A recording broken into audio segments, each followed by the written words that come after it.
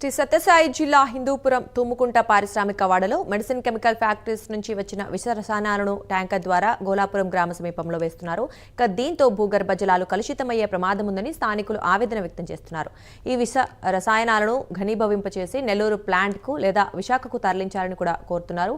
Pollution control board అధికారులు ప్రతిసారి వచ్చి శాంపిల్స్ తీసుకోవడమే తప్ప ఏ ఫ్యాక్టరీ నుంచి విషవాయువులు వస్తున్నాయో తేల్చడం లేదన్నారు. ఈ రసాయనాలు పడిన చోట మొక్కలు గడ్డి అన్ని కాలి బూడిదవుతున్నాయి వాళ్ళు చెప్తున్నారు.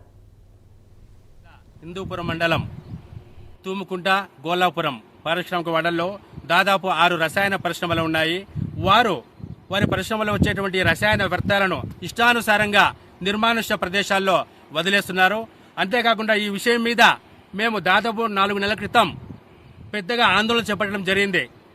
అన్ని వార్తాపత్రికల్లో కూడా ప్రత్యేకంగా ఈ విషయం మీద వార్తలు రావడం జరిగింది. పీసీబీ అధికారులు, పీసీబీ ఎగ్జిక్యూటివ్ ఇంజనీర్ వారే వచ్చి ఈ షాంపుల్స్ తీసుకొని వారి మీద చర్యలు చేపడతామని పోయినారు. వారి మీద ఏమి చర్యలు, నామమాత్రపు చర్యలు తీసుకున్నారో ఏమో మాకు అర్థం కావడం లేదు.